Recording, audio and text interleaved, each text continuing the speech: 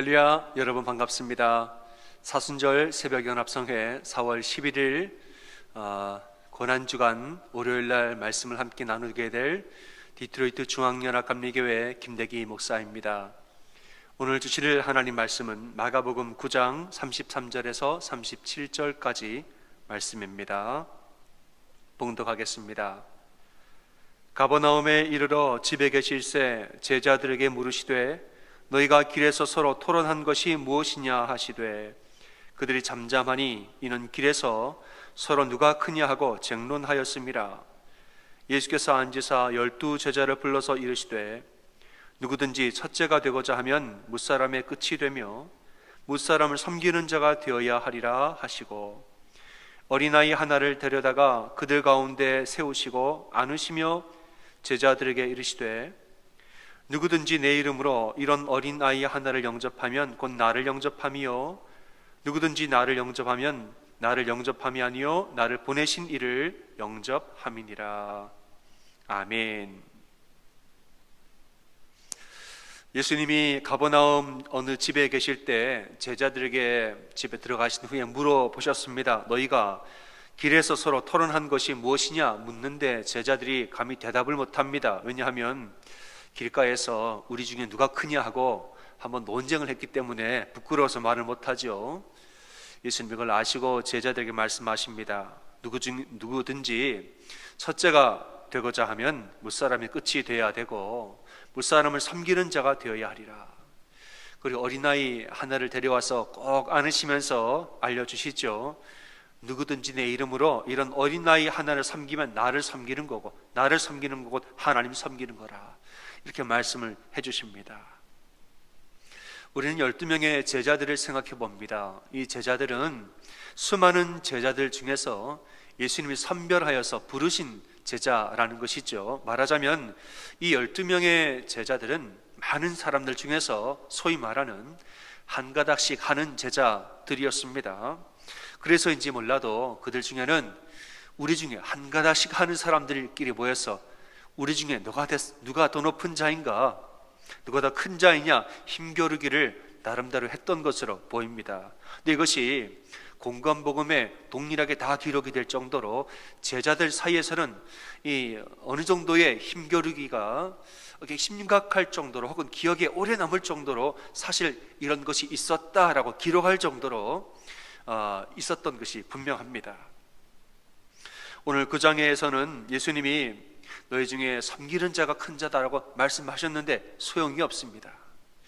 마가복음 9장에서 섬기라고 얘기했는데 마가복음 10장에 가면 또 싸웁니다. 야고보와 요한이 와서 부탁을 하지요. 영광의 때가 오면 우리 이제 둘 형제인데 야고보와 요한이 영광의 때가 오면 우리 중에 하나는 우편에 하나는 좌편에 앉혀주십시오 부탁을 하지요.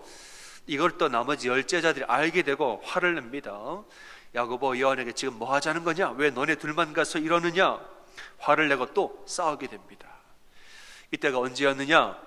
예수님이 예루살렘에 들어가시기 직전에 일어났던 일인데 이제 예루살렘에 들어가시면 뭔가 어떤 일이 일어날 것을 제자들이 알기 때문에 이 신경전이 12명 사이의 신경전이 점점 고조되고 있었다라는 것을 보여주고 있죠. 제자들이 왜 이랬을까? 그 이유는 이 제자들 마음에 있는 생각에 있는 메시아에 대한 사상에 문제가 있었기 때문입니다. 그들은 예수님을 승리의 메시아로 생각을 했습니다. 그래서 예루살렘에 들어가시면 예수님이 이제 세상을 한번 뒤엎고 승리의 왕좌에 앉을 것이라 기대를 한 거지요. 예수님이 승리하실 때 우리도 같이 승리해야지. 예수님을 따라서 승리할 생각이 제자들 마음속에 가득한 거지요. 그러니까 승리의 때가 오면 내가 저를 이기냐 못 이기냐, 누가 최후의 승자가 되느냐, 자꾸 이런 논쟁을 했다는 겁니다. 그런데 시간이 지나고 여러 사건들이 지난 후에 사도행전을 보면 더 이상 이런 논쟁은 나오지 않습니다. 공관복음에는 이런 논쟁이 똑같이 나오지만 사도행전은 이 논쟁이 나오지 않습니다. 오히려 사도들은 순교를 각오하고 이렇게 복음을 전하게 됐지요. 여러분, 복음을 위해서 순교를 각오한 사람이면 모든 것을 내려놓은 것이 아닙니까? 목숨을 내어놓고 복음을 전하는 사람들끼리 우리 중에 누가 큰 자냐, 이런 논쟁은 있을 수가 없는 것입니다. 이런 변화가 어디에서 온 것일까?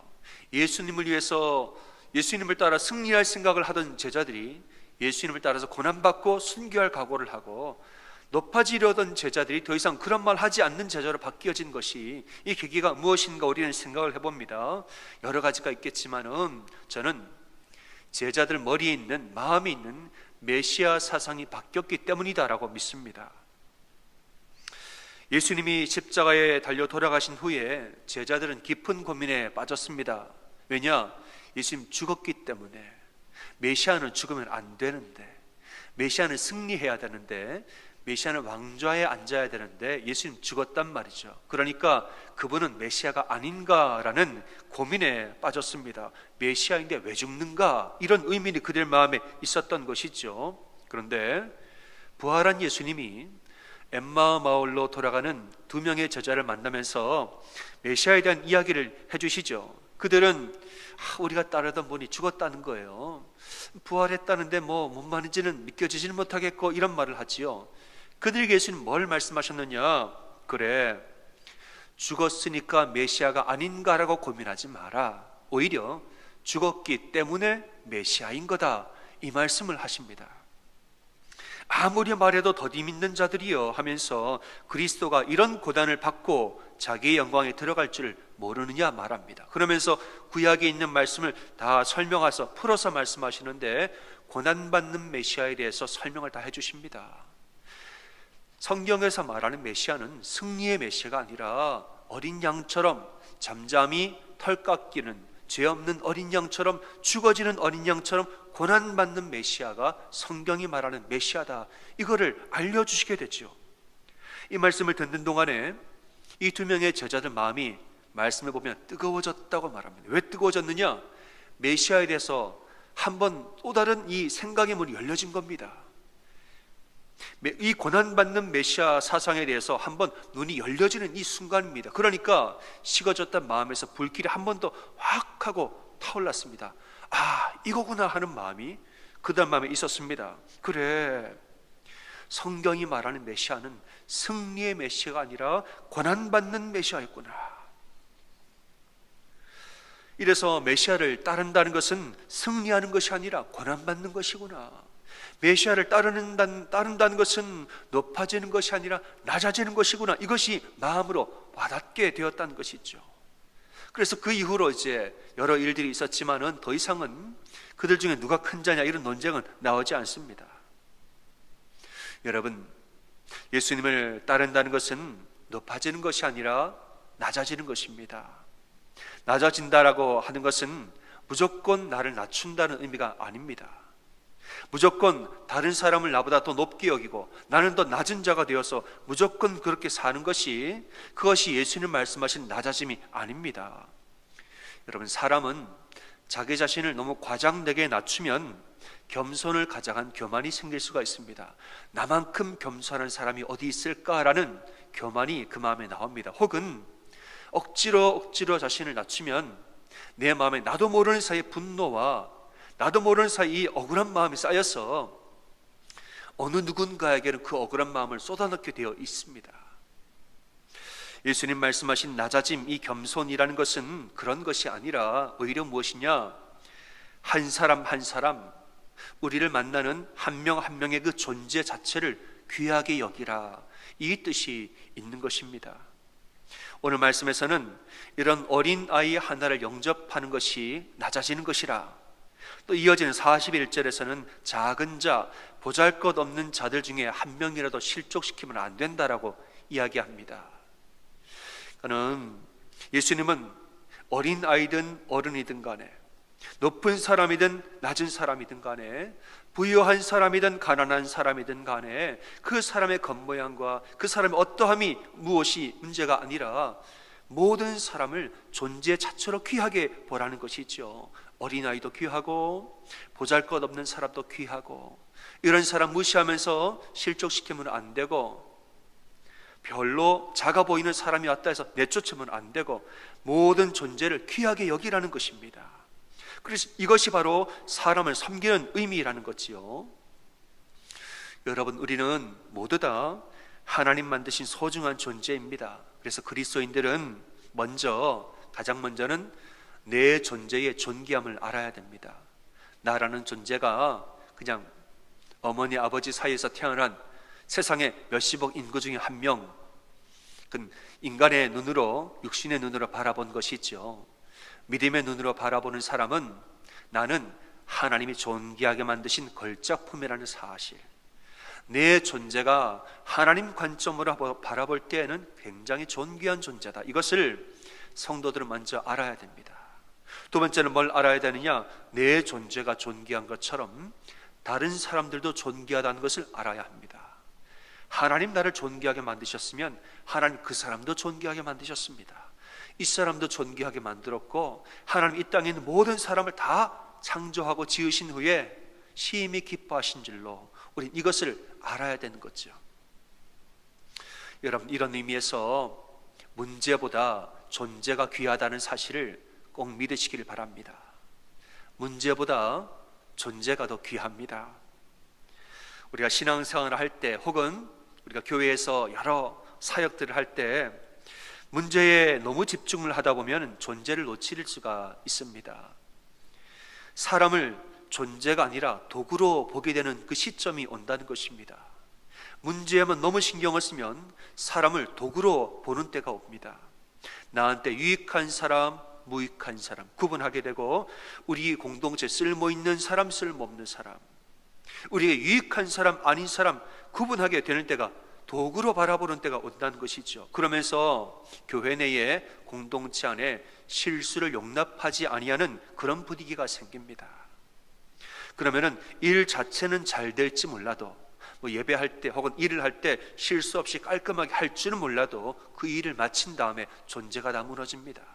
그 일을 실수 없이 하느라고 사람의 속사람이 망가지고, 이걸 못 견디는 사람은 먼저 떨어지고, 그 다음에 일은 잘 치른 다음에 사람들은 무너지는 겁니다. 하지만은 존재에 집중하면 그 사람 자체를 목적으로 보게 됩니다. 사람 자체를 목적으로 보면 그 사람 좀 잘못해도 귀하고, 좀 실수해도 귀하고, 지위 고하를 막론하고 누구든지 간에 참 고귀하고 소중한 존재로 보이게 되는 것입니다. 건강한 부흥이 무엇이냐? 우리는 모든 사람이 부흥을 말하지만 우리는 특별히 건강한 부흥을 추구하고 기도하는 그런 공동체가 되어야 됩니다. 건강한 부흥이라는 것은 존재를 귀하게 여기는 데에서 시작이 되는 줄로 믿습니다. 목회자가 성도를 존귀하게 대해야 되지요. 또 성도들도 목회자를 존귀하게 대하고, 성도들과 성도들 사이에서도 서로를 존귀하게 대하는 그 마음이 있고, 그런 따뜻함과 사랑과 낮아지고 섬기는 마음이 있어야 그 교회는 건강하게 부흥을 합니다. 저는 늘 이런 말을 하고 삽니다. 여러분, 목회자가 성도들을 목회 성공을 위한 도구로 바라보면 되겠습니까? 안 되겠죠. 또 반대로 성도들이 목회자를 이 교회의 부흥을 위한 도구로만 바라보면 되겠습니까? 그것도 안 됩니다. 목회자와 성도가 서로를 바라볼 때 한 명의 하나님 앞에 선 한 명의 고귀한 존재로 서로 바라볼 줄 알아야 됩니다. 목회자는 성도 한 분 한 분을 참 고귀하고 존귀한 존재로, 이분도 귀하고 저분도 귀하고 이렇게 섬기는 마음이 있어야 하고, 성도들도 목회자를 볼 때 참 고귀하고 존귀한 존재로 바라보고, 이렇게 서로를 존귀하게 대할 줄 아는 그러한 섬김과 사랑이 교회 안에 흘러가게 될 때에 건강한 부흥은 거기에서 나오는 겁니다. 이런 공동체는 자연스럽게 사람들이 사모하게 되고 좋아할 수밖에 없는 것입니다. 여러분, 가정도 마찬가지죠. 우리 가정이 어떻게 바로 설 수 있는가? 남편과 아내가 서로를 존귀하게 바라볼 줄 알아야 합니다. 문제 없는 가정은 없습니다. 다 문제가 있고, 어느 가정이나 다 똑같죠. 하지만은 문제는 우리의 시각에 있는 것입니다. 아무리 문제가 많아도 아내는 당신은 하나님 만드신 존귀한 존재야. 남편을 바라보면서 그래도 당신 하나님 만드신 존귀한 존재지. 이것을 우리가 고백할 줄 알고 그렇게 대할 줄 아는 게 그게 가정의 건강함이죠. 부모와 자녀 간에도 서로를 바라볼 때에 존귀하게 대할 줄 알아야지 자녀를 나의 성공을 대신할, 나의 아버지의 아버지됨을 증명할 존재로, 도구로 바라보면 안 되죠. 자녀의 존재 자체를 귀하게 바라보고 네가 있어 행복하고 네가 있어서 난 너무너무 귀하고 좋다, 이 말을 수시로 함께하고 이렇게 나아갈 때에 부모를 또 존귀하게 바라보고 이 가정이 건강하고 아름답게 서는 것입니다. 우리는 이 십자가 고난주간을 지내면서 십자가를 묵상해 봅니다. 예수님은 로마서 말씀에서는 우리가 아직도 죄인 되었을 때에 우리를 위해서 돌아가셨다라고 말씀하고 있습니다. 문제로 보자면 우리는 정말 문제가 너무너무 많은 어린아이 같은 죄인들입니다. 심지어는 아직도 죄인 되었을 때 내가 죄인인 것도 모르고 인정하지도 아니하고, 말하자면 너무너무 문제가 많은 어린아이처럼 철없이 문제가 많은 존재가 우리였는데, 그런데도 예수님 우리를 위해서 자기 목숨을 버리사 십자가에 돌아가셨단 말이죠. 왜 그러셨는가? 우리의 문제보다 우리의 존재를 더 귀하게 보셨기 때문에 우리를 위해서 달려 돌아가신 것입니다. 이처럼 문제 많은 나를 위해서 나의 존재를 보시고 십자가에 달려 돌아가신 것입니다. 나의 문제보다 나의 존재를 더 귀하게 보신 예수님의 사랑, 이 사랑이 이 죄인의 마음에 와닿게 될 때, 그때서야 그 죄인은 가던 길을 멈추고 예수님께로 돌아가는 것입니다.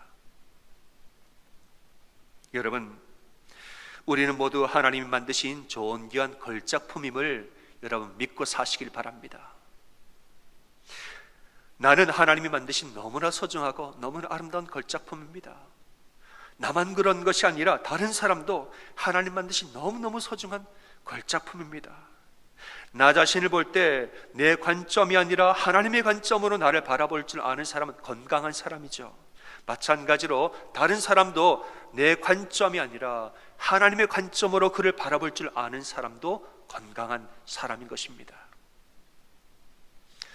여러분, 사람들을 대할 때 한 명 한 명을 존귀한 존재로 대하시기를 바랍니다. 그러면 우리도 존귀하게 대접을 받습니다.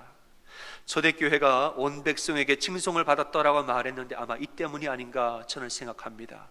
서로를 귀하고 소중하게 여기면서 문제 많은 사람 다 모였지만 그를 서로 존귀하게 모든 마음과 정성을 다하여서 섬기면서 사랑의 공동체가 되었으므로 온 백성에게 칭송을 받았더라. 이러한 공동체는 하나님이 높이십니다. 이러한 사람, 이러한 믿음을 하나님이 큰 자라고 높은 자라고 하나님이 높이시는 줄을 믿습니다. 여러분, 고난주간을 시작하는 오늘 월요일, 예수님의 십자가를 우리가 묵상할 때에 내가 아직도 죄인 되었을 때에 나를 위해서 죽으신 십자가를 묵상하시길 바랍니다. 어린아이처럼 그렇게 문제가 많은 나를 존귀한 자로 여기시고 사랑하셨던 예수님의 십자가, 이 십자가를 묵상하면서 주님, 저도 내가 오늘 만나는 사람, 당신이 내 주변에 가까이 허락하셨던 참 고귀한 존재들, 그들을 존귀하게 바라보고 십자가의 관점으로 그를 바라보는 이렇게 은혜 가운데 사는 오늘이 되게 나를 도와주십시오. 기도하는 여러분 다 되어지기를 주님의 이름으로 축원합니다. 아멘. 기도하겠습니다. 예수님, 오늘 당신의 십자가를 묵상하면서 어린아이 같은 나를 존귀하게 여기시고 사랑하셨던 예수님의 사랑을 기억하게 도와주시옵소서. 내 문제보다 내 존재를 더 귀하게 보신 예수님의 사랑을 기억하면서 먼저는 나 자신이 존귀한 존재임을 알고 또한 다른 사람들도 존귀한 하나님의 자녀임을 우리가 알게 도와주시옵소서. 그리고 그들을 정말 진심으로 존귀하게 대하는 이 하루를 살도록 도와주시옵소서. 예수님 이름으로 감사하며 간절히 기도드립니다.